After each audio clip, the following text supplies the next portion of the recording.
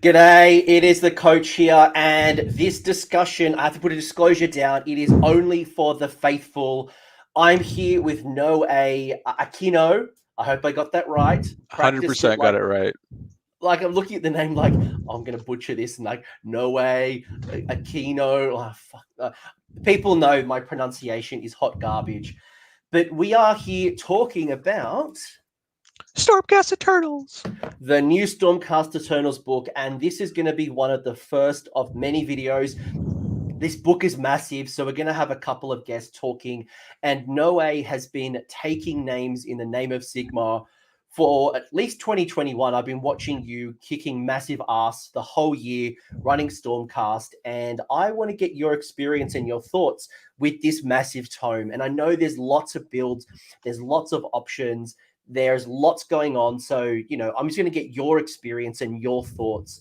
And, for people who are thinking about getting into Stormcast, I'm going to be honest, I'm building a Stormcast army right now. Don't tell anybody.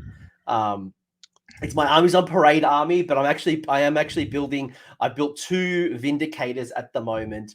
I do have an old Stormcast army. That's my Buybuster army. But Noe, you've been kicking ass. You've been ITCing. You've been doing you came third at the SoCal Open. You did really well at was it the Las Vegas WRG or something like some Yeah, acronym? small GT that we threw together, and then I went to Texas. I think I got like top 8 with a 4-1 list, and then we did another Old Town Throwdown event in Southern California. Jeremy Vasir was there, and I think Alex Gonzalez was also there. I think I got third in that as well. So yeah, it's been a great year. Just kind of relearning the book in that like once Dominion came out, where you have almost like a 2.5 book, and then when we actually have 3.0 come out, which kind of changes it again, and then you have finally our official book, and it totally changes, everything that was old, everything that was overpowered or really good got adjusted, and things that were not good got new life, and we're able to excel at least in match play, right? In my opinion. It's good actually because it's been such a long time. Like I've been playing Age of Sigmar since right at the start, right? And I was terrorized by the Warrior Brotherhood, where you'd be able to use a Knight Incantor to teleport into combat. You'd block me up with like 30 Liberators and, just pin me into the ground. Yep. I was there when you had all of the Vanguard Paladors and the Raptors, not the Raptors, the Paladors like teleporting around the board. I've been there when you had Shootcast. It's been a while since Stormcast, in my opinion. It was really competitive. You guys were kind of like mid-tiering. There was a couple of really good players, but ultimately it felt like a long time since Stormcast had their time in the sun. And this book is scaring the crap out of me because there is some good builds, and it's more than one build. I think that at the end of 2, it felt like it was just Shootcast. It was just nothing but Shootcast, to get the most viable build. But I want to pick your experience, Noe. I want to get your insights to how you're thinking about the book. Dragons are coming. Translocation's been changed. No. There's different. I don't want to pick. I don't want to pick on like a wound. Like I don't want to dig at a wound. Oh. But there's been so much going on with Stormcast. I think if I'm a new player or an experienced player, I don't know where to go because you've got the most war scrolls to choose from. You've got a deep ally pool. You've got new models, old models. You've got the Soul Wars models. You've got Stormkeep, Signs of the Storm. It's just like almost like analysis paralysis. Like, where do I start as a new player or someone who wants to do well competitively? Yeah, so I think I played the game late into first edition, and especially the game's always been improving, right? Like playing the game in first edition, I remember I played actually my first tournament. I played against Chris Hernandez, and he was playing some kind of laser beam Crocalus, where I brought like just models that I liked, and he just like laser beamed everything, and I just died. And I was like, this game isn't fun. Um, and as every edition, the game changes, and it like no longer just becomes I win because of my rules. It becomes more of I win because I know the game better than just like I'm death and I get like a million after saves, or I'm Seraphon and I just do mortal wounds. Like the game has become more interactive between both players now, especially now. And I'm glad that the game has improved. So that's kind of my big takeaway. Um, and especially with the 2.0 book, like if we want to talk about that, like the 2.0 book, in my opinion, is a better designed book than this new book. Right? There's a the only reason the book didn't work before was because a little bit of lack of damage, but the lack of damage, a little bit overcosted, but like all like our allegiance abilities and our artifacts more than enough made up the like a good bulk of depth that Stormcast could do. So I think me and a couple local players rediscovered Stormcast at the start of 3.0, not using the new book, and saw that there's actually a lot of depth, and if you want to snipe somebody, you could definitely do that at an event. You could snipe, you know, a Zinch player, you know, because we all know if they can't cast, it's bye bye, or with shoot cast you can snipe Lumineth. So yeah, I think that's what it's definitely interesting playing Stormcast now. It feels like over the because you've had 3 generations now. You had the Liberator generation of first edition, you had the Evocator edition, which was the second Soul Wars, and you got this third edition. It almost feels like a couple of extra editions when you have the not only the new models and the new heroes that you've accumulated over time, but we've got dragons which are literally going to be hitting the shelves within the month, right? Yeah, yeah, But pretty much. like let's start at the top. Let's talk about I'm a second edition player, right? Let's say I've had my Stormcast since 2018, right? And I've played it for a while. I'm kind of experienced in that kind of field. What are some of the changes you've noticed between the second book and the third book? Not the nuance type of stuff, right? But like, has the play style changed? Has power levels increased or decreased? Like, what's your observation? So with the new book, I think before you, even with a 4-up save, like you were still afraid of taking a punch from anything. It didn't matter, right? A 4-up is just 50-50, right? But now with our pretty much across the board, obviously there's exceptions. With a 3-up, you're not afraid of taking a punch. So you're willing to move up your units, and I think that's another reason why Shootcast in the past was so popular, because you just shot them and they never touched you because of Aether Wings, right? You for an army that was supposed to be able to tank, we weren't able to do that, and now we are, right? Now we're just we're almost like a weaker version of what OBR was when they first released, in my opinion. It feels like I always felt second edition rules were catching up to what should be third edition, right? Because in the first edition, the reason I want to focus so much on the evolution, and I will get into the meat and bones, folks, if you're watching this. Well, obviously you are watching this if you're listening to us. But like when first edition Stormcast came out, they were really powerful because they played in a version for first edition, right? There Yeah. wasn't a lot of rend, there wasn't a lot of mortal wounds. Having multiple wounds on like a 4-up armor save, and there was no armor save stacking, and just all this stuff, it was pretty rare. So you guys were really good, and that was why things like the Warrior Brotherhood and being able to teleport into combat and lock me in, and throw like Staunch Defender and all this stuff, right? It was really powerful back in the day. But over that second edition kind of evolution, it felt like Stormcast didn't catch up, and you were almost stuck in this world of first edition. And you got some cool things, but majority of your rules weren't that competitive. And I feel like now this book is built in third edition in mind. You got a lot of options. War scrolls have been rewritten. You got really good armor saves. Your list diversity is just through the roof. And you're right, like as the meta kind of evolves, and it could be, things like superheroes, you've got some tools to handle those superheroes. You need shooting, you got shooting. You need combat, you got it. You got high armor save, you got it. Yep. And you've got and the Signs of the Storm, I think, is an interesting one as well, because that got split out a little bit. So you've now got the Stormkeep rules and the Signs of the Storm rule. So even then, you've still got two different whole ways gotta of playing. definitely have to make sacrifices if you want to play old school way. And also, big love to Poet and to Buckets, who have also just donated through the chat. Much appreciated, folks. It keeps me not eating rice and noodles all day. Anyway, like, dude, rice and noodles are so good.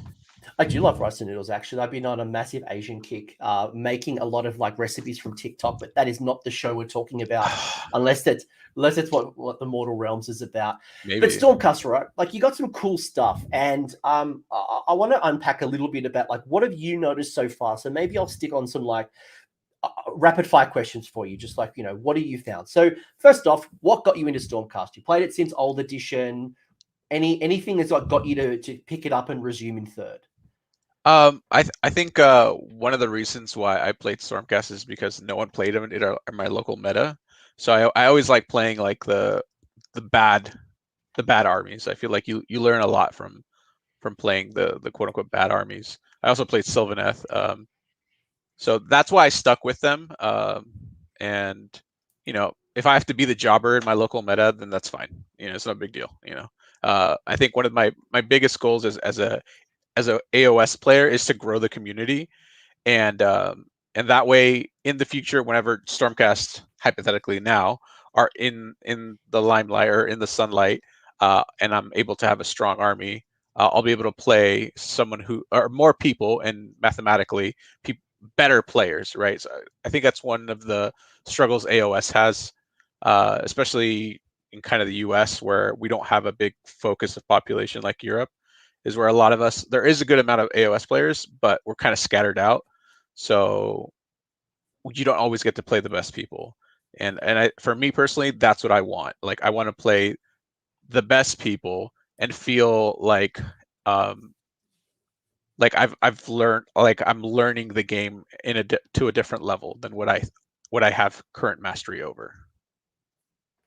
No, I like it. And, I think I really want to pull out the fact that you said you learn a lot when your army's not doing well. And I think people who have stuck with Stormcast for a while are reaping the rewards because the hard grind. You really understand your army, and you notice that when something gets nerfed, the good players are able to adapt. I think for me, like one thing that's really drawn me to Stormcast and why I'm currently building it is I love these new models. I never really liked chunky Stormcast. I never really liked that Space Marine kind of really chunky style. But these new slimmer models have definitely kind of caught my hobby eye. So that's my personal style. Being a thick guy, I like the old Stormcast personally. I do like the more high fantasy version of Stormcast. I know it's not everyone's taste. But like Retributors, probably in my opinion, like the model that made me like fall in love with Stormcast, and obviously our Lord Celestant on foot, like he's like my hero, right? So by the way, Gareth's giving you a bit of shit at the moment, saying if you learn from losing, you must be a genius. No one. To be fair, I lose a lot to Gareth. Because he's just really good at the game, and that's why he just gets bored. So that's why he TOs. But yeah, I do like the new Vindicator or the new what is it? Storm Edition armor. I like the Lord. I don't know. I forgot what they're called. The Lord Imperatant is probably one of my favorite heroes. And the new big boy dragons look amazing. Hopefully I wish we got different variants of like more variants of the chariot. I think that kit's probably my favorite, where we get more griffins and like the actual beasts that are in Stormcast. But yeah, I really do like the new models. While we're talking dragons, and I know you haven't. Well, I mean, I don't know this yet, but I know a lot of tournaments aren't allowing dragons just yet, even if you 3D print them, just because they're not traditionally on the shelf. They're not the GW models. There's obviously some even like the smaller, like the Storm Drake Guard. We don't know the base size yet, so it seems like a lot of TOs are a bit hesitant to allow dragons in the meta. Oh, this is my trigger here. Like I personally am in a big anti-proxy 3D printing guy. Personally, I understand why people do it. But yeah, in my tournament scene, we don't do any of that. We don't we haven't used any of the dragons. I haven't even practiced with them on TTS because I like to live in reality, and they're not out yet, so I don't have to worry about them. The next biggest event we have is LVO, and unless they're out by then it doesn't matter, right? All I was going to say to you, like, I didn't want to trigger you, but all I was going to say was, do you think the dragons are going to shift the Stormcast meta? Because right now you're seeing a lot of liberators, you're seeing a lot of like vindicators and annihilators. You know, people are bringing the Stormcast chariot. You're building around Gardas. You're bringing in Aventus Firestrike. You're seeing a lot of cool units. But do you think that's going to change with the Stormdrake Guard and Krondus or Karazai if the points and rules don't change? Because obviously that could get nerfed. Yeah. People outside of Stormcast are saying, put the points up, put the points up. Let's assume it doesn't happen. If I'm a Stormcast player, do you think I'm going to go pick them up and drop all the stuff that I'm doing now? Or where's your take? So I'm a whale, so I buy everything, so it doesn't matter. But if you're waiting to buy the dragons for financial reasons, because you don't want to 3D print them, I think they are going to change the way people perceive Stormcast, but there's things inside the Stormcast book that can beat them, right? The meta, in my opinion, is very like rock paper scissors, while and inside the Stormcast book, like you could build a real defensive list, but they lose to dragons, and the dragons list actually lose to Star Drake or something, vice versa, right? That may not be what it is. But that's what I found playing other Stormcast players, where like I think this list will beat Daughters, Zinch, the amazing Beast of Chaos, those factions. But when I play another Stormcast player, I'm like, oh wait, like I don't think I can handle it, which is a beauty of the book, where like you don't have just one way of playing the book. Like unfortunately, like Daughters of Cain mostly have. So that's why I do like the book, and buy them if you like them, buy them if you don't. A good player is, to me, they're just you're just going to go with the tide, right? If they happen to be really strong, then and you're a super competitive player, like go for it, buy them, enjoy your models. And if you don't want to buy them, like I think you'll be fine running fulminators, buying double reinforced protectors, and just slamming them and killing them in one turn. And I think that's been my struggle playing Daughters of Cain at the moment. Is I picked up the book and the army in late second edition, and I went around the witch elves. That's what drew me to the book. And I've been pushing shit uphill with witch elves. So nothing but like trying to get the best out of them. And unfortunately, they just don't have the tools. So I had to bring in snakes. It hurt me. I had to do it, but I did, right? But I feel like Stormcast have a lot of cool options and a lot of cool models that you have multiple competitive builds. And Hades brought up a really interesting point as well. These new truth seekers from the Underworld series, there's definitely some good things. And I think part of my problem with Stormcast is you've got too many options. Yeah, you do. There's just too many. There's too many, but I think if this was intentional design by Games Workshop, it's good because, like, let's say I'm Anthony, AOS coach, and I have a bunch of Soul Wars models. Like you could still field a full Sacrosanct army and not feel bad. Like in AOS 1, you would field a Vanguard army and feel bad. Like towards the end of it, you would feel bad. People complained for ages about liberators, like fix up my libs, and until the Stormkeeps came, you never saw liberators. Like, and then because everything was about wizard evocators, sequitors, and things like that. But it kind of feels like now you've got a place for. Do you think all three of them got competitive builds? So including the sacrosanct kind of style. So like maybe like I definitely think once they they want to allow Sacrosanct, because Sacrosanct is still good. They're just a little bit overcosted, right? Like if everything goes down 1 or 10 points, like you're back at 2.0, which isn't a bad thing for them, right? Like if you look at some of the subtleties that they lost, Evos are on a 4-up instead of a 3-up, right? Then a lot of your heroes have 1 less wound than the Warrior Chamber and this new the new chamber or whatever, this new Thunderstrike armor guys. So They're still very useful. Obviously, we have the Terralon. That's one of the bread and butter to most lists. I want to double down on that in a second. I'm going to bring my corporate speak and double click that in a second. But let's continue because no. I want to come to that in a second. Okay. Because I think you're right. I think if I'm a Stormcast player, if I like my Liberators, it feels like there's some good builds for me. If I like my Sacrosanct Evocators, I think there's a build. I think it's the least optimum build. I think to your point, because the points are a little bit too high.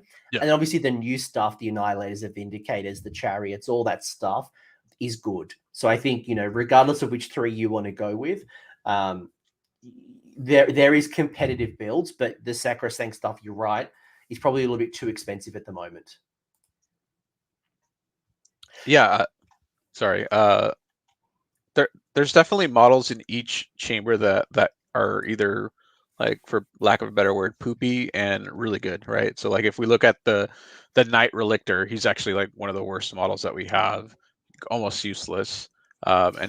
But the Towerlon from Sacrosanct, like I touched on, is really good. It doesn't matter. You just put him in a warrior themed army, or you put him in a Sacrosanct, or even in a Thunderstrike list, and it's really good. It gets the job done, and we can't forget about our Celestin Prime, right? He's just amazing.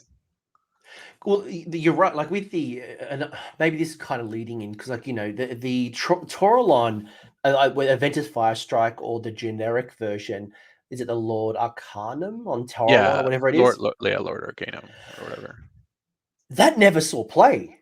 In second edition, that never saw play, but all of a sudden, I'm seeing more and more people talking about the Taurolon. So I guess my question to you is, well, it's probably a 3-pointer. Why is it a good time now to bring in the Lord Taurolon? Is it the generic or the named version? Actually, let's just do that one for now. Let's stick to those two. So I used to try to make him work in 2.0. His rule is not better written, but it's easier to use. So before, you had to like essentially run the guy, like tap the unit that you wanted to hit, and then come back down, and then you would get the +1 to hit on that specific unit, kind of the way the new Azeroth works. But now it's just like, just move him somewhere and then just like leave a pocket for him. He lands, and then everything around him, you could get like up to like 5 units. That's if command points are still worth 50 points. That's 200 points of all that attack, right? So that's why he's really good, because of that all out assault for till the end of your turn, especially for units like fulminators, or excuse me, for Vanguard hunters. It makes them really good. I don't think. I think just only because of that, like, you could take the generic one. Aventus is great, but because he's restricted to Hammers of Sigmar,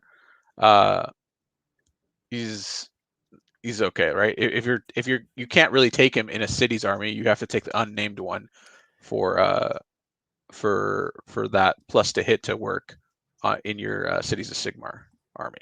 Unless you were going Hammer Hall, but this is not the city show. Yeah, it's not the city show yet.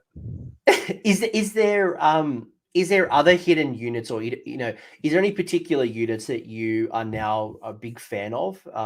So I know people are loving Aventus, right? And there's a few others that I'm seeing are quite common across, especially like podium or even top 10 armies. What are some of your favorites at the moment? And we will go, folks, for anyone who's listening and watching, we're going to go through one of the lists as well. So we'll actually bring this to life. But what are some of your favorites? Sorry, someone I played always kills my prime, and I don't. Now he has a ward, so he's never gonna die.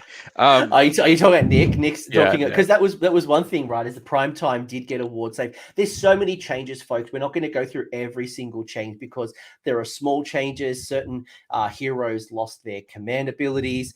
Things like the Knight of Zeros. I reckon when I initially did my little preview, I think I was a little bit harsh on the old Azeroth. I said he should work from home from now on, but actually, I'm actually reconsidering the Azeroth because it's a nice way to avoid your hero being roared at and not being able to like all out attack or something like that. So it's a nice little. I think I was a bit harsh on him initially. So I mean, there's a couple units that I keep my eye on, especially that I always want to try to fit in. Funnily enough, it is one of them is the Underworlds unit, just because of that +1 to hit within 9, which is essentially a better version of the Knight Azeros. Are you talking about the new Yeah, Underworlds? Because you've got yeah, like 3 now, don't you? You have like 3 or yeah, 4. or like 4, I think. So yeah, them for sure. They kind of act like as a mini Korgorath, in my opinion. Uh, Probably around the same base size, but can't issue command abilities. But they do enough damage to kind of be worth it, in my opinion. And you could put them in Hunters of the Heartland. So there's that. There's also Vandus. Uh, Again, I love the old armor type, and Vandus was always my hero. Back in 1.0 or 1.0, I read I read the stories, and I really like Vandus personally. So his command ability, that's not a command ability, but it's just ability that gives a Redeemer unit +1 to their attack characteristic. Just throw that on Vindicators, right? So a block of 10. What's that, like 30 attacks instead of the 20? So and 6 of their mortal wounds. You're good there, right? Like those two are probably like one of my favorite units so far. And as much as people don't probably might disagree with me, I think that the Steelheart champions from the original Underworlds are really good, right? They count as 3 if you're in a Stormkeep. They're like 90 points, right? And sometimes, especially because Stormcast or everything's over 100, you always have like about 100 points that you probably use an endless spell, or you just upgrade a character to a knight, the knight version, or the lord, excuse me, the lord version. I think they're good, right? They'll benefit from Shield of Civilization in a Stormkeep, and you have rend. You have a 3 damage weapon, and you can bring them back with Call for Aid. You probably won't, but you can bring them back, and it's a smaller footprint, and that could hypothetically be 9 on an objective. So I think they're worth it, in my opinion. I think the challenge is you just got too many options. So how you use Yeah, your points is always going to be a challenge, right? You know, I always find I love adding those Underworlds warbands, but then the minute I go into a points crunch, they're some of the first to drop. definitely Unfortunately, cut. Yeah, it's but you know, like there's a lot of cool things, and I think one thing that I loved about this new book is the fact that you have not only a lot of battle line options, there's a lot of battle line ifs, but the way that they've used the sub allegiances your storm hosts, your the different, you know, hammers or anvils or astral templars, and they've unlocked you from the artifacts of command traits, and you've got a full flexibility. Has the battle line if stuff impacted the way you look at storm hosts, and are there some ones that you think are absolute winners? And because a lot of people used to run anvils, that seem to be one of the number ones in second edition, especially with like a lot of the Vanguard Raptors or the long strikes. Sorry, yeah, long strikes. but now it seems like it's the one that people like the least. So I don't know. Maybe it's perception Well, of people that I'm around. it's in my opinion, it's definitely one of. I think it could work at a teams event, like if you and like a buddy are playing LRL, right? Just because I do, especially in an MSU style build, I think 2 wounds being negated could help you save the game. And because we lost a lot of our bravery debuffs, that's the only reason why that faction doesn't work, right? We lost the debuff from the Thundercats, from the Prime, and I think we had a spell or something that did it as well, or an artifact. Or excuse me, Anvils of the whatever, had a built-in -1 bravery if you were within 9 of the general or something. So I think that's the only reason it'll work. If Cruel Boys or maybe even Gits somehow get really, really strong, I think it might be worth it. Let's hope. Let's hope. I do play a little bit of Gloomsight Gits, but yeah, I definitely. It's unfortunate. It goes up and down with that faction, but I think the Hammers of Sigmar having access to all those bonus Dracoth riders, for me personally, like it's not that big of a deal because I want to run Gardas. But if you're just a random player, I think Hammers of Sigmar is probably the best faction to pick and to learn from. Especially with the 6-up ward savers within 12 of an objective. So that just, Yeah. absolutely, you sit down on an objective, counting as 3 on the objective. If you are a Storm Keep build, then, you got really high armor saves. It's just like you're super durable, whether you're Liberators or the new one, Vindicators. Vindicators. Or Hades Vanquishers. was Don't forget Vanquishers. sure. I mean, like, there's a lot of options. Yeah. Hades was saying, I don't know what your thoughts are, but Hades reckons that Hammers, Astral, and Hallowed Knights would be his top 3. Would you agree with those being maybe the top of the builds, or do you have other love? So, personally, my favorite is Hallowed Knights, and then probably Hammers of Sigmar. The only reason is because I've always felt that in order to have a competitive army in a tournament setting, right, like not to play with friends and stuff, you always have to have some kind of ward save, or else your army's just going to fall flat. It's one of the reasons why Stormcast have always been weak, especially in 2.0. They didn't have a ward save, unless you like stuck next to Mystical or something. I personally think that the Celestial Vindicators are probably the 3rd strongest. Astral Templars, it's really niche. It just really depends. Like, would I take them? Yes, but only knowing that there's going to be a lot of giants in the event. But Celestial Vindicators and even Knights Excelsior are really good. I was going to mention Excelsior because you've obviously got Annihilators as battle line, and I know people are really liking their Annihilators. A little bit less now that you lost the teleporty shenanigans. It's not nearly as powerful. What's it called? The translocation isn't as powerful as it used to be. It seemed like Annihilators were that was like a little power pair, but definitely Annihilators. I think Annihilators are still good as long as you roll 7s or 9s.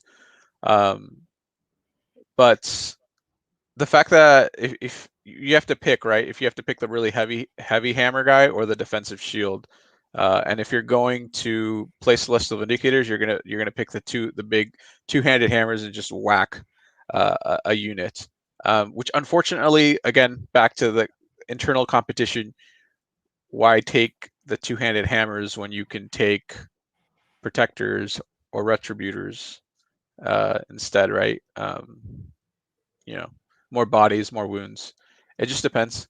But I think the other I played against a other Stormcast player that actually like gave me a good whopping. He ran I think it was 3 not the Dracos, but the Templars or something. They're like the worst version of the Lord. I don't know. They're on the Star Drake. They're on the Star Drake, but they have arrows instead. Yeah. Yeah, so he I didn't even realize it, but apparently you can reroll one of the dice for flying units, right? So he would just bring in his Star Drake, deep strike it, get like a 5 or a 6, and then reroll the poor dice, and then he would get that 9, and then just get in me. So I think that's also, yeah, and the Prosecutor's battle line. Are you talking the Drakespawn Templar? Is that the one you're Yes, thinking of? Yes, the that. Drakespawn Templar. Another unit that didn't see a lot of play in 2.0, but now I think it's actually really good. I think it's actually better than the Lord on the Star Drake, just because it has access to mortal wounds, and that's something that you thank you, Hades, that you need in order to win events. You need mortal wounds. And I think the other side as well is what Jacques has said is one of the biggest challenges, and I noticed this when I was looking at Karazai and Krondus, was the lack of mortal wound saves. And I think that's probably one of the big challenges, and I don't know how you're handling it, is there's a lot of like really high armor saves, right? And Blood Knights is just one of the many examples. Hell, your Annihilators are super powerful. A lot of characters with high armor saves, and people are trying to build more and more mortal wounds into their list. How are you handling the sheer amount of mortal wounds right now in the meta?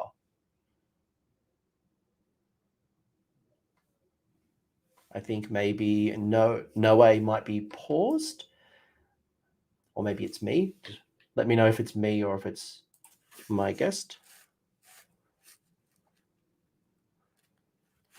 Shit. Oh, if it could be me, I might just bring up the list while I wait. Cool. I'll bring up the list, and I hope I'm still on stream. Let me know, folks, if I've dropped off or if it's my guest. But what we'll talk about in a minute when my guest has returned is this is what Noe's list. Cool. I'm good. Thank you, Rust Belt. So this is the list we're going to go through in a minute when my guest returns. So what he's running is Hallowed Knights. And by the way, Noe has been doing really well in the meta. So I don't know, he's recently gone from in the past, his lists have been really offensive, and I know he's actually now coming into a more of a defensive style. So this kind of might tie in really nicely with how he's thinking about responding to the mortal wounds and just generally the saves. So to talk through his list, and by the way, I'm absolutely loving this Stormcast book. And when these dragons drop, I'll be getting definitely get one of the two. Hey, welcome back. Yeah, sorry. I was stalling for time. I brought up your list. We're not going to talk your list just yet. That's okay. My check is I gave him a bit of my internet. Damn. Bit of a sneak peek. What we say? What are we talking about? We're talking about Dracar, Templar, or something. Oh yeah. The mortal wound protection. Sorry, we're talking mortal wound protection and just the sheer amount of mortal wounds right now in the meta. How are you responding and handling? Just a lot of people are trying to get a lot of mortal wounds to handle the suns, to handle high armor saves. What have you found with Stormcast? So for me, it's obviously the solution is Gardas, right? Gardas and a Stormkeep, right?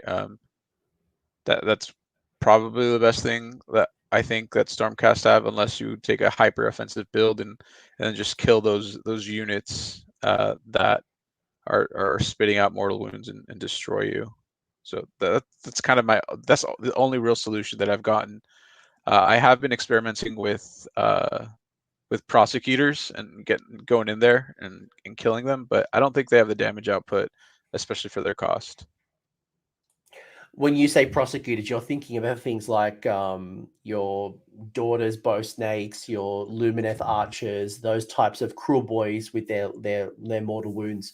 And you're thinking about what the 3d6 charge from the prosecutors to either Scions of the Storm and then charge, or just to get in with a solid fly and then a charge into these juicy targets. Yeah, that's pretty much what you have to do. Hammers also offers a good choice. But like everyone said, the best way is just to kill those units. Gardas, especially, I'm used to playing hyper offensive builds, and I've wanted to learn the defensive side of the game. So that's why personally I've made very defensive list in this edition of the game. I told you, folks.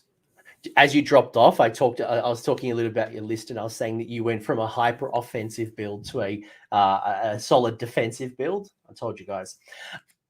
Maybe a couple of other quick questions, and I'll kind of move into your list. I've noticed some people playing. Actually, first off, Gardas. If I haven't looked at the Gardas War Scroll, why should I reconsider it? Or maybe why have you found some value in Gardas? This 5-up board save, right? He just do you want Amulet of Destiny on all your units? If the answer is yes. 12-inch bubble, is that right? Yeah, it's a 12-inch bubble, I believe. So he's giving you a ward save. So it's just like it's if you happen to be Stormkeep within an objective, beautiful, you get your 6. Within range of Gardas, it's a 5. Yep, and then you, especially with the new Garrison rules, you want to make that bubble bigger. Just Garrison the dude. Right. Explain for the people who don't know what you're talking about here. So when you garrison a unit, however big that footprint is, when you're measuring auras, you measure it however big that item is. So if you have this really big tower in the center of the board, which if you have a good TO, there shouldn't be one. But if you put them in there, now you have, instead of a hypothetically a 40-inch or 40 mil base emitting a 12-inch bubble, now you have you know, a way bigger item projecting that buff to your characters. Only because of that. That's the only reason you would take Artis. If they raise his points to 200, you'd still probably take it. That's how good that is. So basically, what you're saying is that you're using the footprint of the terrain, should it be a garrisonable piece of terrain, to then measure around the base. So instead of measuring the base around Gardas, you are measuring the base around the terrain piece. So should it be quite a large piece of terrain, you've really extended that 12-inch aura from, Yeah. Imagine, a really large piece of terrain. So not the most viable strategy. If you see it there, definitely take advantage of it. But I wouldn't be thinking about every tournament, this is what my plan's going to be, because Yeah, definitely not. But it's just the fact that you get a 5 board save. It's yeah. Amulet of Destiny, but everywhere. How have you found the new battalions and the new grand strategy stuff? Have you played around with the new core battalions, or do you think that the existing ones in the GBH and the core rule books are enough? I think the core rulebooks are enough. I find them unnecessary. I understand what they were trying to do. It's kind of a cool alternative. I've used like 1-in-1 build, especially those core battalions, but I just they're kind of useless. And we all we all watch Vince's channel, and our fear is that someone's going to get something really good, and it's going to be an auto take, right? So that's the only reason I wish they didn't exist. As far as the battle tactics, I think they're cool. They're definitely alternatives, especially that you want to plan around and hypothetically take them if you add Cities of Sigmar units into your list, or just an additional. Sometimes you just don't want to burn Conquer and you want to wait for something else, and you burn one of those that you're not going to be able to complete that turn. I think I will say with the core battalions, and I think what part of the challenge is that, a lot of opponents don't have these extra rules. And, hopefully we never see a point where TOs say just, everyone just sticks to the core rules in the GBH, because there's some flavorful things in here. I will say that the Redemption Brotherhood might be worth considering, given that, especially if you're trying to reduce the drop count, being able to put 3 units up to 6 units into this Redemption Brotherhood and be 1 drop, you could really, between that and then like Battle Regiment, if you are a very troop heavy kind of build, you could be 2 drop. So, I guess this is just kind of a different take on what you think is good when building your list, right? So like for me, if you're gonna go anything higher than 4 drops, like I don't think drops actually matter, right? You might as well just abuse the extra command points that you can get from the core battalions, or in my case, just take the warlord, or take the warlord battalion twice, right?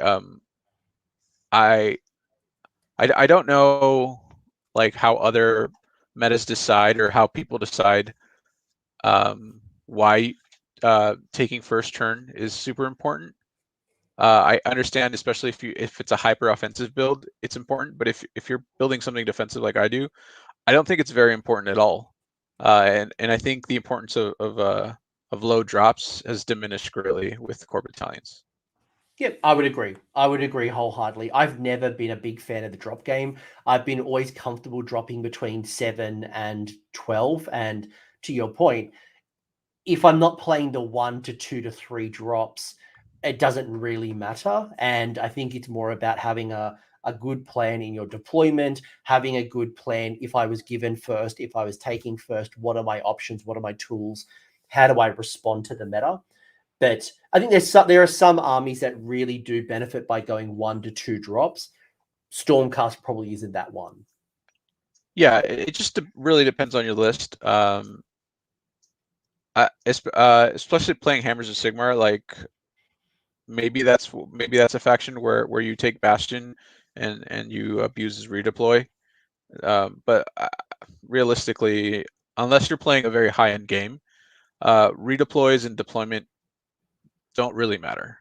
because you're it's just two people mashing armies together, and like a lot a high end play, you lose that deployment. But unfortunately, like even myself, I don't consider myself like one of the better players, right? I consider myself kind of like B plus player. Um, all the mistakes that you make in deployment, like your opponent's also making them. So it's not that big of a deal. Uh, just place your models where you think is right, and play the best game you can. So that's kind of my take on it. Borkman makes an interesting comment. I don't quite agree with Borkman, but I'll put it to you. You know, things like having because a lot of people are now taking 6 long strikes. I've seen people take like 10 judicators. You know, you've got like a really shooting heavy build, especially with something like long strikes. Do you think it's important to go first if you are, or have the option of going first if you were going to go heavy into, let's say, a long strike shooty build? Or do you think maybe it's not so important and maybe the double turn or the fact that you've got such a long threat range doesn't really matter? So there's a couple of things, right? So like I can only base these like choices that I'll be making off the pack that my TO provides, right? So in our scene, we have to have 2 wildwoods. So I know at least at worst I'll have 1 wildwood on my side of the board where I can protect my units from the judicators or the long strikes, right? So I already know that going into the game that I don't have to worry about at least one side of the board. And then especially with having a Lord Relictor, like you can move like your like let's say you have a double reinforced unit of liberators or vindictors that you don't want to get shot. You can put them in the back, and on a like a 3-up, you can just move them all as far up the board you want. Like I think Stormcast have enough tools where you don't have to worry about getting shot, given that you kind of know that what the other opponent can do. Is that still true with Lumineth? Like Uh, if you've got if you're looking down the barrel of 30 sentinels or 4 foxes, does that still remain true? it doesn't remain true, but it almost doesn't matter, especially for like a defensive build with Artists or even hammers, because that's why you have mortal wounds, right? That's why you have mortal wound protection, to try to negate some of that damage. And then obviously we have mirror shield, so obviously put it on your general, so that's not getting shot. So you don't have to worry about that. Yes, and I think another reason why, as a Stormcast player, you don't have to worry about that is you're gonna have 1 or 2 reinforced units, and everything else is MSU. And for as much like flack Lumineth or Sentinels get, they don't actually do a lot of like damage to multiple units. It's one specific unit, and if you're in an MSU build, like yeah, okay, cool, you killed 1 unit of Liberators, that's 10 wounds, and oh look, I'll use Call for Aid, so it doesn't matter, they're still there. Yeah, I'm only thinking for someone who might be having like 6 long strikes and they're worried that that Lumineth player, and I call that Lumineth just because they ignore line of sight. Where traditionally things like your Cruel Boys, things like Cities Sigmar, even your Daughters of Cain Bow Snakes, they don't ignore line of sight, so you can still hide your 6 long strikes behind the wildwoods, a piece of terrain. But obviously, Or there's sentinels. It'll yeah, ignore that. or in Deep Strike, right? Like if you're gonna take long strikes, you're probably not gonna stay. You're not gonna do a storm keep. I think if you're really worried about those that army, those kind of builds where you can get shut off the board, you pretty much have to go 1 drop. It's either 1 drop or bust, and even at that point, it's only a 50-50 shot that you're gonna dictate turn order. So Yeah. And I think the challenge right now in the meta is there's a lot of cool different armies that are yes, all strong in different ways, right? You build a list that's trying to counter Sentinels, for example. I know they're one of the big bads, but then you've got Suns who are running around stomping on the table, and the way you kill Suns is not the same way you kill the Sentinel build. But then you've got Archaon running around, you've got, Marathi and Gotrek and things like that. So, you know, list optimization and trying to handle one particular army, especially in tournament play, you will find that you'll hit a certain limit because you'll just find your hard counter and you'll find it quickly. And who knows, you may not even play that Lumineth player. Exactly. Like at SoCal Open, we had one Lumineth player the whole event. And do you list Taylor against that? Probably not. No. Right. So it just really depends. I think when you're list building, one, you look at the pack. Like for as much teasing I get from my local players that I don't ever read the pack, you should always read the pack, because that's what dictates your list building, right? You need to know, well, are they going to actually, like, how are tiebreakers going to work? Are battle tactics actually, like, is taking additional monsters worth taking the battle and risking battle tactics worth taking it? Or can I play a super defensive game and then probably still podium without taking any monsters? How long are the rounds, right? Am I going to take Zinch if the rounds are only 2 hours, or can I take or I'll take Zinch if the round is 3 hours, right? There's a lot of like subtle decisions that affect list building, and I really hope that if people want to get into the competitive scene of AOS, you build a relationship with the TOs, and you understand like the method to their madness, right? I think we had Alex at one of our events, and he was scoring incorrectly and didn't place as high as he could have because he was unfamiliar with the pack, which was unfortunate. But I mean, that's one of the things that for in the future, when he came and played at SoCal again under generally the same pack, he ended up getting second place. So I think he learned his lesson, and it shows how important reading the pack and understanding how they're going to score and do tiebreakers and all that nuance affects your placement at an event. Do you have any favorite, and perfect timing because you two hats asking a good question that I was literally about to lead into, because I noticed the boys from Stormkeep, which is a wonderful Stormcast podcast that if you're a Stormcast fan, I definitely go recommend checking that crew out. They've been pumping out a really good bunch of Stormcast content, but they've talked a little bit about some allies that I laughed at a little bit, because as a Cities player, I've known those. I'm like, yeah, this is wonderful models.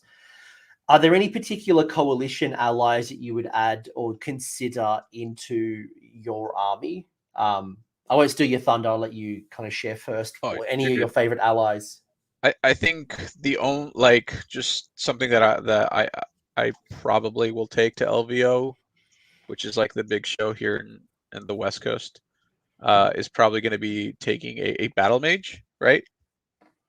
And he's going to be using the Gur spell, which adds 2 to your run and charge, which sounds great, but you can combo that with one of the holy commandments that allows you to run and charge. So definitely those slow paladins can run up the board and probably end up charging a unit, and then you just you do paladin stuff and you just wipe that unit with like 46 mortal or 43 mortal wounds plus their 15 to 5 attacks each. Is that all? It's nothing, right? But hopefully it'll kill 2 Mortet Guard. But yeah, I think that's probably my favorite unit. I have seen the Phoenix from the Frost Heart Phoenix. Yeah, the Frost Heart Phoenix. Yeah. Yeah. It looks really cool. I don't know if it's worth it just because I hate giving up that monster point, but I think between that one and the Phoenix, the Mage, and the other unit that I think is probably worth taking are the Shadow Warriors. 2 units of those. Those are the 3 that I consider adding, just because you can the Shadow Warriors can deep strike, and if your opponent misplays or you play it right, you can use the I think it's like you have to, I think 2 cities units have to like conquer an objective or something on your opponent's side, and that's a battle tactic. And then you'll obviously have is it aggressive expansion as well? Is it Yeah. no? So yeah, where you can also score that as well. So I love the ability, especially like cheap abilities to be able, especially like when you add translocation, having a unit come from deep strike.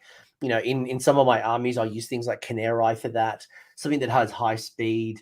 There's a lot of good options. I would agree with that. I've seen some people playing around with the Hurricanum as well. I think that's not a bad option. It's not a monster. It does a lot of mortal wounds. It's not going to give you the +1 to hit because that's now a Cities of Sigmar keyword that was quite popular in first edition.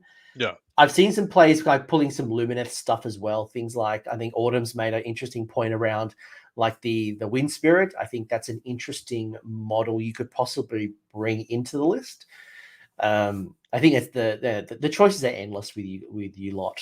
It just I think the challenge is like there's a lot of points to put into a Stormcast list. Is what are the trade-offs, especially as those Stormdrake Guard are coming. I think people are going to want to put in a couple of Stormdrake Guard into their list if they stay the way they are. Yeah. So I played a player at the GT which was running the Dracoths, right? And everyone seems to be really scared of the Dracoths, and after like getting punched in the face by them, they're not as scary, especially when you have an MSU build where like you have a bunch of speed bumps, because as much as they say that the dragons are going to do like crazy amount of damage, it again, just like Sentinels, it's just to a specific unit. They're not going to do damage to multiple units, like Croak or Teclis can do, which I think is a big weakness to Stormcast. So we'll see what happens with the dragons, but I think people are overreacting. Let Stormcast do whatever crazy damage they should be doing, and then we'll have Skaven come out and then just punch them back to where they belong. It'll be Gits, hopefully. But like like the Stormdrake Guard, by the way, the Fulminators, Fulminators. a block of 4, so a reinforced unit of those, they are pretty tough.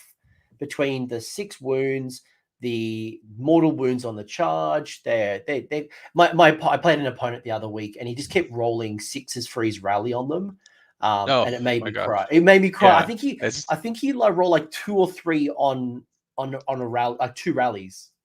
Yeah, I think rallies, especially for that unit, is a really strong command ability, and I think it allows Stormcast. I think if rally and redeploy didn't exist, I don't think Stormcast would be as strong as they would be, just because of their lack of movement in comparison to other units, and the fact that we're so limited on wounds, right?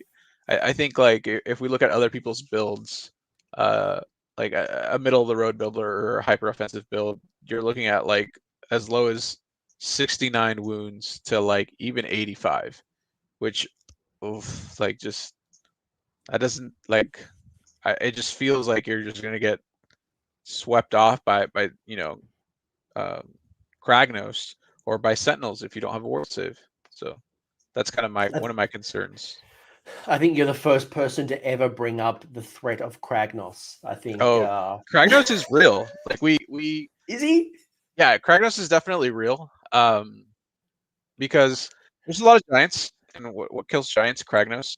But I think as the meta shifts and adjusts to whatever it becomes at either globally or at your local scene, I think Kragnos will always have like he's always gonna be the dark horse, and he's gonna mess stuff up that like you're gonna think that it's not a big deal, and he's just gonna destroy you. That's just Yeah. that's my take on it.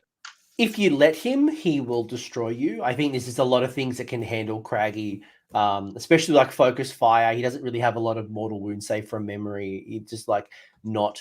I didn't find him as durable, but if you let him charge you, he will be a world of pain. The Earthquake God. Yeah, Earthquake God. As Raymond's saying. Speaking of gods, and we'll get to your list after this question. I swear.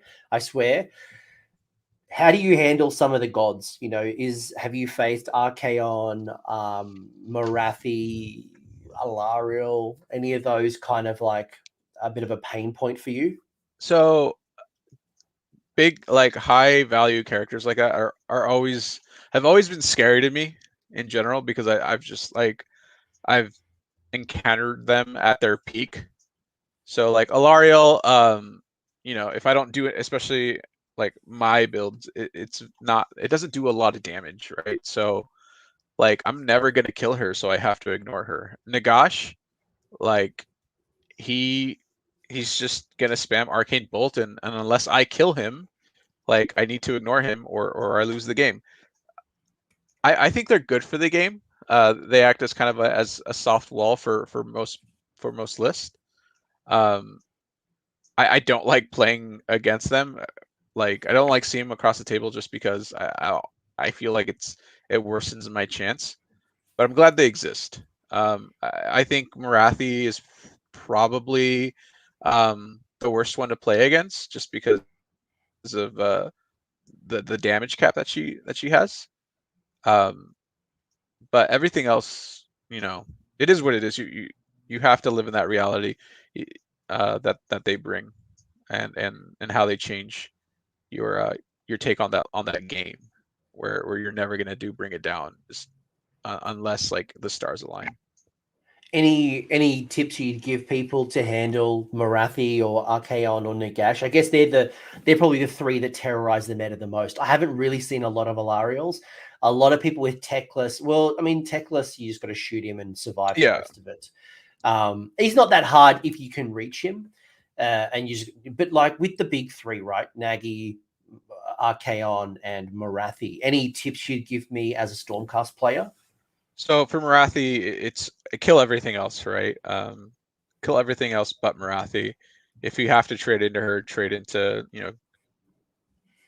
what you can, right? Like always retreat from Marathi, in my opinion, especially if you're a Storm host, which is probably like your go-to play when you're playing a Storm host, is retreat and just cap the objective that way. If you're playing Nagash, pray that he miscast. or just take fulminators, right? I have a buddy of mine, and he played this. It's like a meme list where he deep strikes Nagash by hurting it with I think he casts like protection of Nagash on himself or something, and then he takes arcane terrain and not arcane terrain, damned terrain, and damned teleports. or he actually burning heads Nagash or something, and then he just teleports, and then he moves, and then he's like 3 inches away. Anyways, just fulminators, right? Just take fulminators that do more wounds, and just hope that you do enough damage. But my advice would be don't do that against Marathi, because that's how I handled the formulators. I ran my Marathi straight into that block of 4 dragons, and knowing that, you know, I could only take 3 damage even if I got charged, if I failed the charge.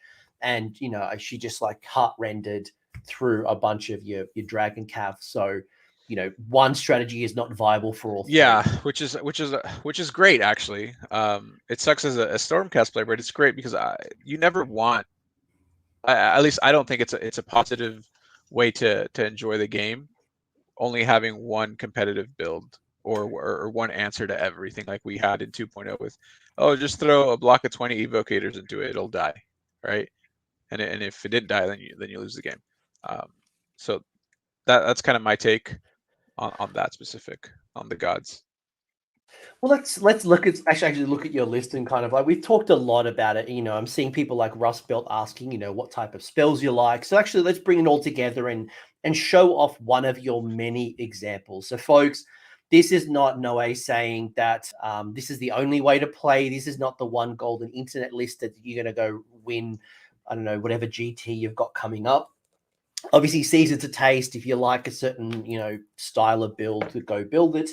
But for anyone who's on the podcast, who might be listening to this later and not looking at the visuals, I'll read it through, and I'd love to learn some of your rationale on what you've taken, why you've taken it. And then I might have some questions about some of the other units. Like I would have imagined a chariot would be in there. I love the chariot.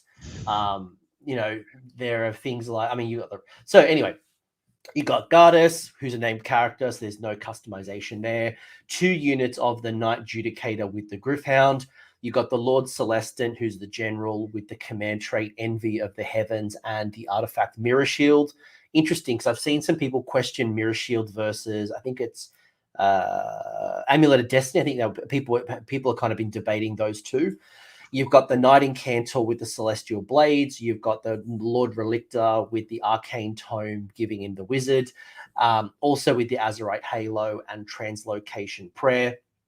Unit of 10 Vindicators, 5 Vindicators, 10 Vanquishers, 5 Libs, 5 Libs, 5 Libs, double Warlord and Hunters of the Heartland with 2 extra holy commands, both being called to aid and an extra artifact. Noe said that drops didn't matter to him, and boy oh boy is that true. He is 12 drops. No, he doesn't care. He doesn't care at all. 1980, so there's a chance of getting that Triumph, which would be inspired, and 117 wounds, which is probably more wounds than I would have expected than a Stormcast list. That's quite a lot of wounds in my opinion, especially when you start thinking about calling to aid. Yeah. So what does this list do? Why did you build it this way? And how is this so defensive? I know you keep talking defensive builds. Talk to me through this. So before this list, I was playing Annihilator spam with Gabriel. I was seeing some success. And then I realized that I wanted to change the way I play the game. So what's the best way of playing the game? Well, changing it, so going to defensive. And Gardas is like one of my favorite characters, and he's actually useful now. So I decided to build around him, and I was able to find success with this list. A previous list didn't have the 2 Knight Judicators, and I found that while this current rendition to people who haven't played it seems still like it doesn't do enough damage, then that's why I have the Knight Judicators there to give me the little oomph that I needed at times to either kill the battle line unit or to kill a monster or to do AoE mortal wounds. I think I saw Hades pointed out early in the chat, to just give me the extra damage that I needed, especially because they're movement 5 and range 30, but their orbital bombardment is within 6, so technically it's about a 41-inch range with their once per game mortal wound bomb thing. That's why I brought them. Envoy of the Heavens. And by the way, is this a Scions or is this a Stormkeep build? It's a Stormkeep list, right? Yeah. Obviously we all know that Hallowed Knights on a 4-up, you fight on death, right? If you didn't know, well, now you know. So by taking everything in my list that's not a hero is a Redeemer unit. So everything on the board is counting as 3. Everything when you charge it and it holds an objective on a 3+, you're taking mortal wounds when you charge, and by allowing my units to fight on death, I can help maximize the potential to explode on a unit, right? Because I'll pile in attack and then explode, right? Which I'm sorry for the people that I interrupted their flow when I played them, because it is a very like, oh wait, let me do this kind of list. But that's the reason why I took it, right? I maximize the Redeemer ability, and I maximize explosion, because that's kind of where it's kind of a porcupine list a little bit. So that's kind of why I took it, and kind of what it does at its core. Who's that real damage dealer for you? Because when I've seen this type of list being built, especially with Hallowed Knights, it seems like things like Paladins or things like, or not Annihilators, they don't have the keyword from memory, but like Paladins, for example, or is it Retributors, seem to be that particular damage dealer. Is that the Vanquishers in your list? It's not, actually. It's the Vindicators and the Knight Judicators are kind of my damage. I've kind of learned between having such high saves and the mortal wound protection, that my stuff doesn't die. And if they do explode, then they're doing enough damage to kill stuff. I played, what did I play? I played a KO list. They have run 1, and I just all defense that specific unit. They're probably never going to die. And Envoy of the Heavens lets me because it's worded awkwardly, not worded awkwardly, but worded, in my opinion, poorly. It's within 12 range, but it's only the model within 12 has to die. So I could selectively kill a model that's within 12, and then that unit will get a built-in +1 save, right? And then the reason I took Mirror Shield is because now my general is close to unkillable from range, and Gardas will be kind of walking around him, giving him essentially Amulet of Destiny because of the 5 mortal wound protection. Why did you go Amulet? Why did you go Mirror Shield over Amulet? I've seen people talking about that, I guess, pros and cons, especially in a shooting meta. Obviously, Mirror Shield works really well, but in when you're not playing against a shooting, then Mirror Shield doesn't have that nearly as much value. Again, Gardas is next to him, so Gardas has Amulet on himself and next to the general. So literally, Gardas is essentially Amulet of Destiny for my hero. Yeah. Okay, so because you're running them together within radius, you don't need it. Yeah, I don't need it, right? And especially because I have for a Stormcast army, I have such a huge board presence. I can just kind of move around, and I don't have to worry about deep striking. I only really have to worry about shooting and the occasional spell.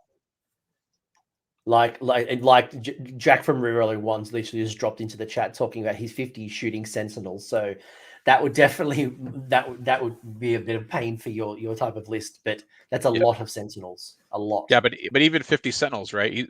Is he really, like, hypothetically, like I have a bunch of MSU liberators up in his face. Like, what is he gonna shoot? Is he going to focus fire, or is he going to spread out his damage, right? Because Lampent Light only goes on one unit, so he's not going to have optimal damage on all the units. And plus, with Rally coming back, I can bring back a lot of those models, which it makes choices for shooting players like that really hard, because you either have to focus fire on a unit, which I'll probably end up giving all out defense. I'll probably end up getting benefited from Envoy of the Heavens. It'll probably have Azerite Halo, and then you're just stuck punching a brick wall. And Jack has just responded saying, stop pulling my list apart. So I think why I brought that comment up is less about particularly Jack, but more about the fact that, when I look at this type of list, I can imagine you've got so many hero buffs that you are worried that a shooting army is going to pull you down. But I guess what I'm hearing, because this ultra defensive build, because you're going Hallowed Knights, because you've got Gardas, you don't have to worry nearly as much as if this was a Hammers of Sigmar, for example. And if you're running, Bastion, for example, that would be more susceptible to the 50 Lumineth archers than this type of build. Yeah. That's one of the choices you have to make as one of my opponents, what you want to defeat. And especially with Call for Aid, right? Like, if you don't position, especially Lumineth, who as the game proceeds have a smaller and smaller footprint, Call for Aid comes in and almost acts as a summoning ability on your turn, right? When you thought that you cleared the objective and you just barely lipped it because of your pile in, I'm like, oh well, my priest is there, Call for Aid, all right, they're back, you never took the objective. Because Call for Aid, remind me what Call for. I'm trying to bring it up. I'm trying to remind myself what it is. It's a holy commandment.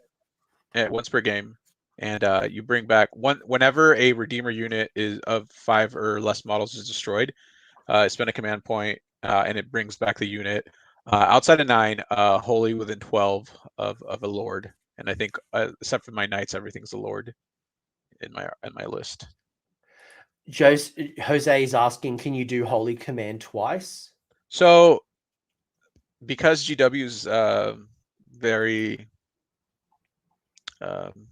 doesn't communicate effectively on FAQs and all our questions, I would always ask your TO, right? For the event that I played, they allowed it, right? I've definitely heard that at the GW events, they did not allow that two of the same holy commandments.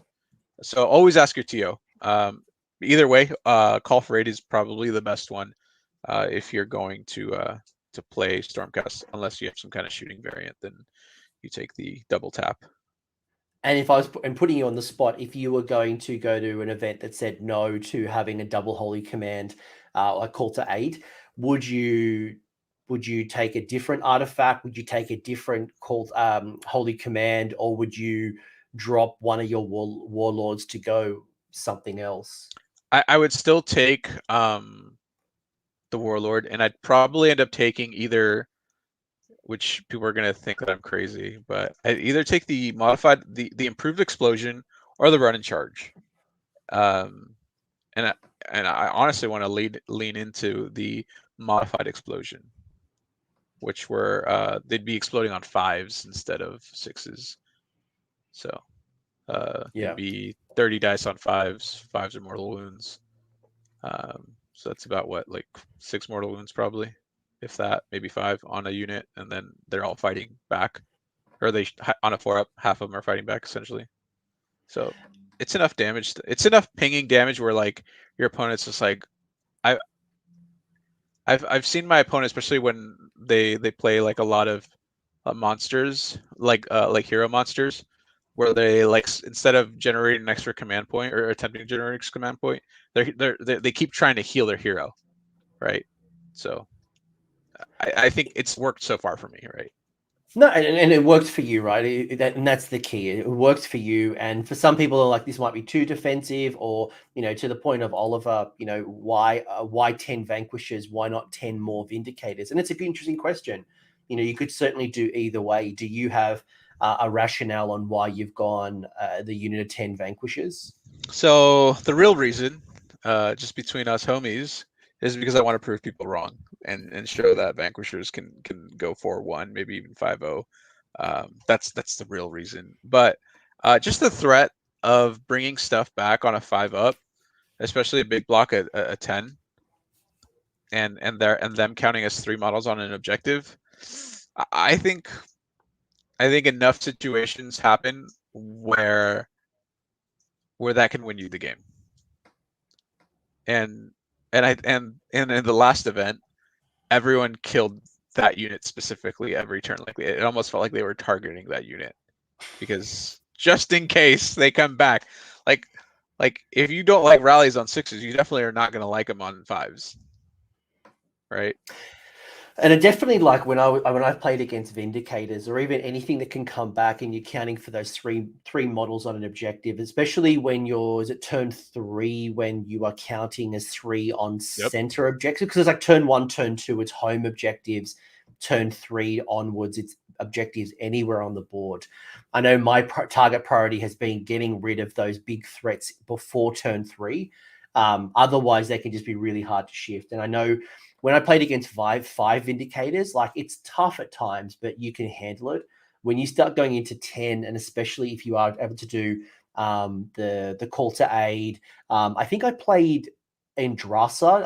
I think my opponent had, is it Indrasa that can bring back models? Yeah. And Rally brought back models. Those blocks of 10 were just a nightmare to kind of get off those objectives. Yeah, I think bringing back models, as a now that Stormcast can do it, I used to hate it when death players would bring back models. So now I'm like, I'm a hypocrite, because now I'm like, it's not so bad. Don't worry about it. It's all good. There's a difference between one wound, 6 up, no armor saves or whatever, and what you've got. It's very different. Very different. I know, but maybe it's a good mechanic. We should keep it in the game, I think. What if your army is so defensive? Why haven't you gone in Drasa as opposed to, because you could drop the 2 Knight Judicators to get Indrasa, right? Yes. So I would have about, what I think 105, 100 and just 300 points. So I would need to drop more units, right? And like, I don't like seeing a list that doesn't have over 100 wounds personally. And Yndrasta personally is not a very good model unless you're like in Knights Excelsior, just because like you want to keep her next to your units, but she's like hyper, like she's kind of built to be offensive, but she doesn't actually do that much damage. That's what I found. Shock immune. I found like with the battle shock immunity that really helped, but I didn't find that useful against with my Stormcast opponent. The fact that she kept bringing models back was obviously helpful, and the ward save. But when she actually got into combat, I pulled her down with bow snakes in combat. I think I might have done a couple of wounds with Unleash Hell, but the bow snakes in combat pulled her down quite easily, which surprised me. Maybe it was just a bad dice roll, but I didn't find her attacks nearly as good. I thought her missile weapon, if anything, was probably the bigger threat. Yeah, her missile weapon is a big threat, but at that point, like, why don't you just take the 4 shots with the Knight Judicator that are rend 3/3 damage? That's 12 damage, right? Instead of the, like, I think it's 1 at d6. Like, mathematically, I think the Judicator's better on top of helping you zone out units with the Gryph-hounds, because people don't want to get shot with the warring cry that the Knight Judicators give you.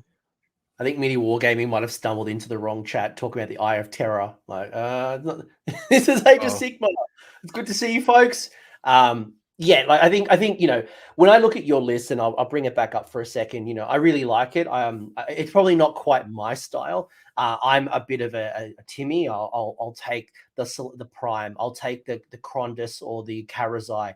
I'm leaning more towards Wizard Dragon now that I am Combat Dragon. Initially, I liked Combat Dragon, but as I thought about it more, and obviously you're building up the combat over time with Combat Dragon. When you look at Wizard Dragon and the utility value and the spellcasting abilities, just the general nuisance that thing can do, and its combat's still pretty good. I like the ability to have some flex. If I don't want to run the Vanquishers and the Knight Judicators, I can pull a lever and get myself a dragon. I can put the Stormdrake Guard. I can get the Formulators in. I can get more support heroes. And I think that's the cool thing, folks. Take what you want from Noe's list.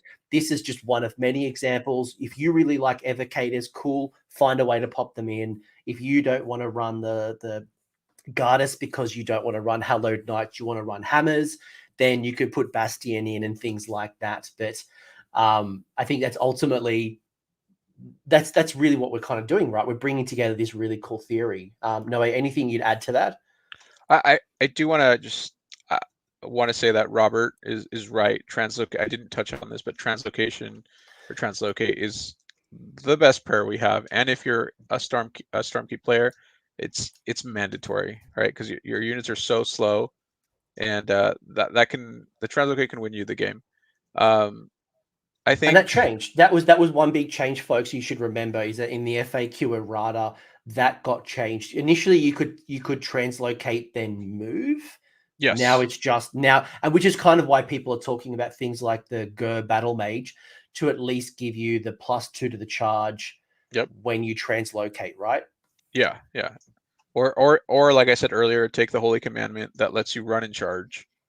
So at minimum, you're getting a 3-inch movement plus your charge. Yeah. You two had the rule of cool. You do you. Pick whatever That's you right. want. You can make it work. Yeah, you can make anything you want to play in Stormcast. You can make it work. It may not be the best for within Stormcast, but it'll still do damage, and you won't feel bad about rolling the dice, which is one of the big drawbacks that as a Stormcast player I had. Sometimes you just, like, there was almost no point in rolling the dice because your opponent was just going to negate the damage. And I think as the game's design has changed, we're moving away from that.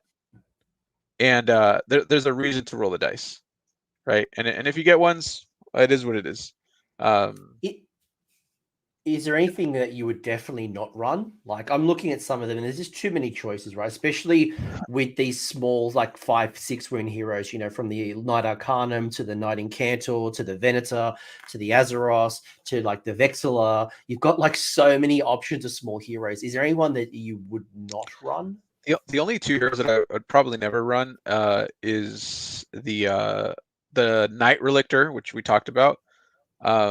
Unless Khorne gets really, really strong, then we bring him back in, and the Knight Arcanum, which I think they don't really serve a purpose in the current meta, and they don't serve, and they're too overcosted for what they do. Even the Lord Exorcist, in my opinion, is really good. Should death get out of control. What about the kitty cats? I haven't seen a lot of people talking about your evocators on Dracolines. So I think Evocats are even better than they were before. I think they got one more extra attack, and yeah, I think they're better than normal cats or the normal evocators. And I think people should definitely, like, if they get a point reduction, I think people should definitely come back to them, just because like they're such cool models, and they do mortal wounds, right? And it's after the combat phase, so I think they're kind of like in the C tier right now. Just some point reduction would definitely help. Go ahead. No, I was just going to shout out that what Gavin said as well around, the fact that Stormcast just has so many valuable options. And I think like one other thing that I haven't seen a lot of people talking about, but when I did my Stormcast preview, I thought the ballista, I actually didn't mind the ballista. There's some of the changes it had around the hit and the wound. That people ran initially, especially in like a Signs of the Storm, drop it to the side, do some shooting. It gained some rend. Was it up to rend 3 now or something? It can do some serious damage. It doesn't have the exploding sixes, but I didn't think the Bastilla was too bad. Yeah, the Bastilla is still good. I think unfortunately, because we have Battle Regiment, people just kind of try to fit all their quote unquote good units into one drop, and they just kind of forget that, they're like, oh well, I can't fit it into the thing. I'm over points. Once players realize that Battle Regiment isn't required to play the game competitively, we're going to see a lot more ballistas, and specifically ballistas with the Tarlon, because you have 4 of them, and then they just go crazy, right? Even like you've got the Soul Strike Brotherhood, which is that triple ballista battalion you could do, like 2 troops, 1 ballista with some options. And then you've got the all-out attack for free in that. Yeah, I think there's some good play in there. And then you obviously get the Lord Ordinator. Yep. That guy still boosts the shooters. So I think Yeah. at the moment people are just fulfilling that role with your long strikes. Yeah. It's interesting actually with the table size shrinking. I thought things like the hurricanes would actually become more popular initially, but people are still sticking with the mortal wounds, especially doing 2 mortal wounds on 6s. It's just too good to ignore. But by the way, Kenny, much appreciated. Thank you for the kind donation too. Yeah, guys, donate to Coach so we can get a Star Drake, and we could do dragon battles. I can fly to America.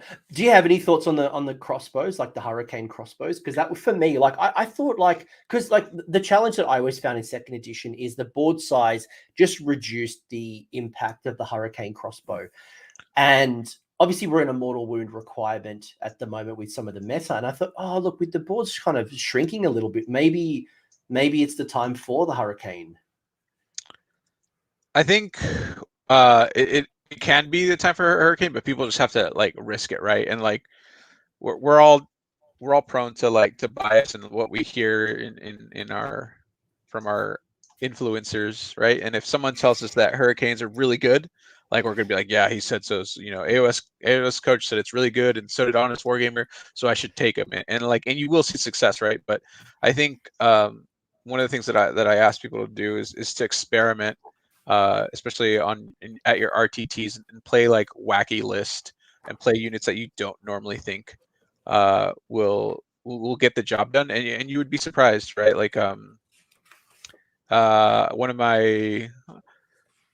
the guys here, his name's Ramon.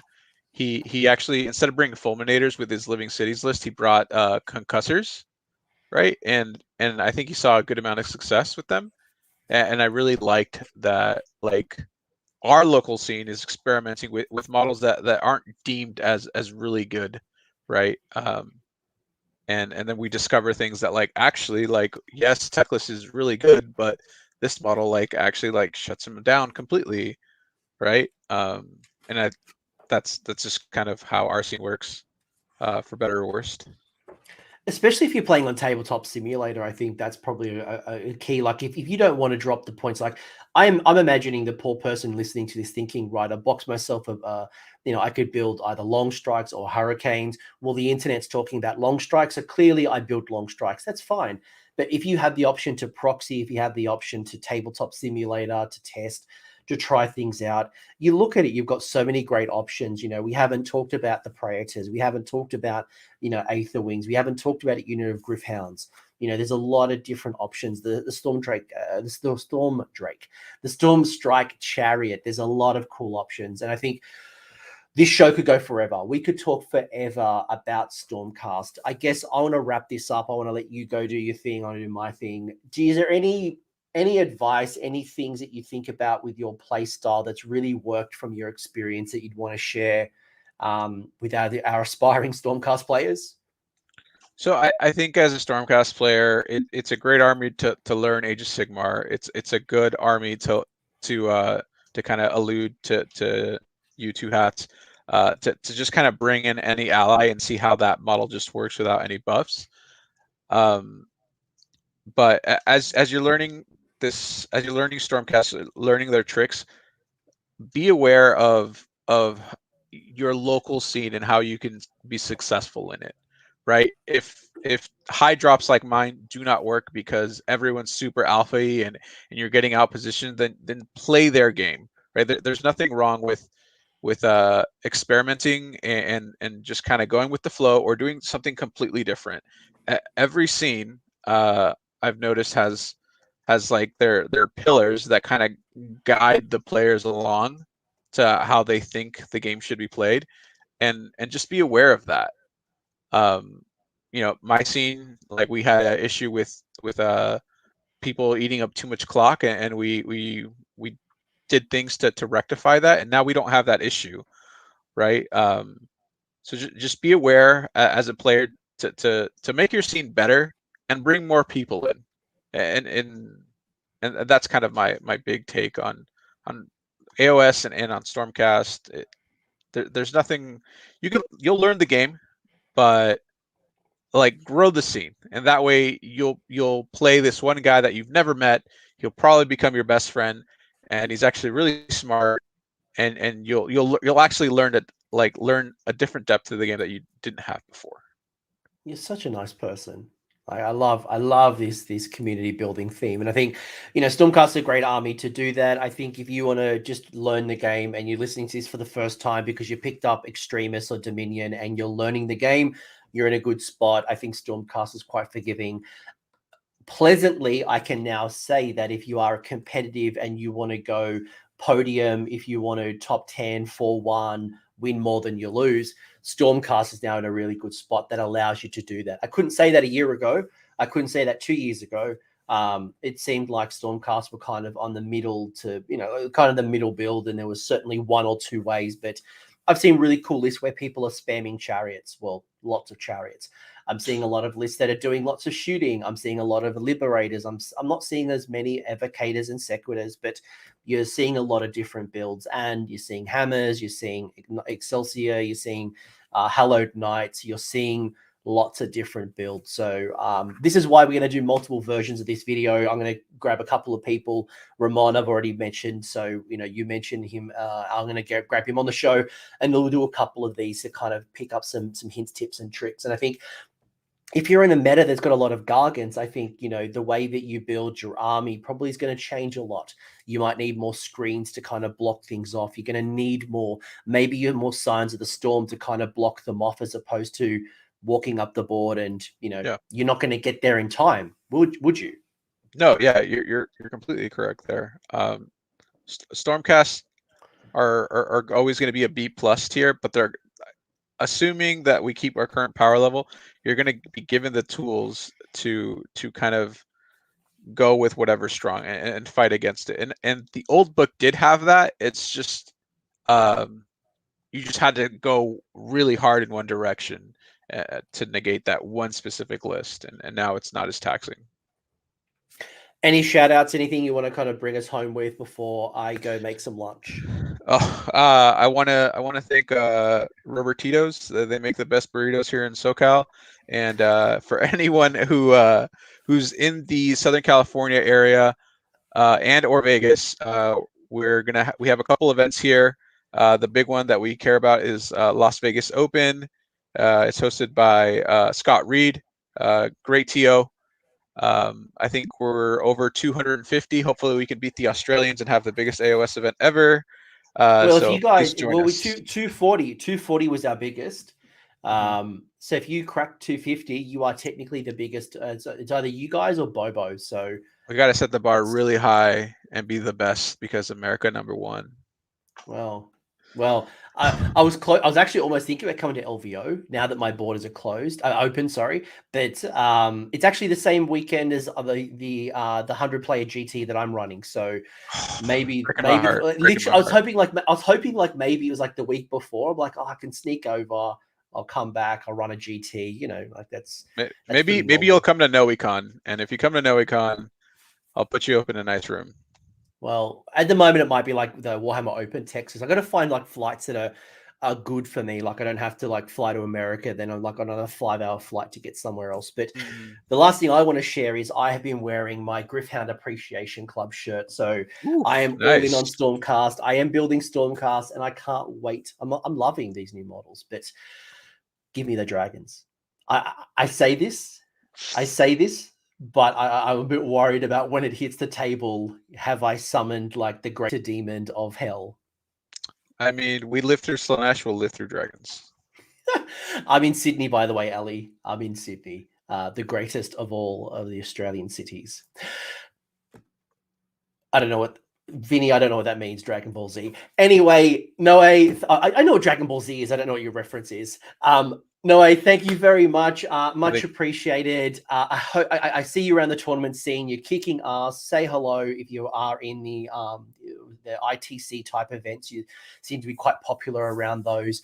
Absolute pleasure to have you here. Do you have a games club you should shout out? Yeah, actually, I actually play for War Room Gladiators in Las Vegas. They kind of picked me up. They showed me the ropes. Now I'm kind of their main character. So we'll go from there. You're the champion. All right. Well, mate, you've been an absolute pleasure. Shout out to that burrito place. Hopefully I get free burrito sponsorship now. 100%. You're an absolute legend. And last and not least, folks, if you are a Stormcast player and you have different thoughts on the types of builds, if you are liking, I don't know, castigators, if you think that the Knight Venator is the greatest unit that, you know, we didn't talk about, let us know in the comment section. Tell me what you think. I would actually really appreciate it. I am building a Stormcast army. I don't know where to start. At the moment, I'm just like customizing and I'm like green stuffing and I'm kit bashing for armies on parade. But tell me how I should build my army. Noe, you've been an absolute pleasure. Thank you for your time. And you know what to do. Like, subscribe, all that good stuff. See you, folks. Thanks for sticking around until the end. I hope you found that video interesting and you walked away with a few new ideas. If you did, I would appreciate it if you hit like on the video, as well as left me a comment. Let me know what your thoughts are in the comment section below. The conversation will continue over on Discord, so links down below in the episode description if you want to join the Discord and continue the Age of Sigmar conversation. I want to give a massive shout out as well to these absolute bloody legends, these champions who have continued to support me through Patreon or YouTube members. That is going directly into supporting the maintenance and the growth of this channel. So thank you very much, guys. Much appreciated. And until next time, roll more sixes.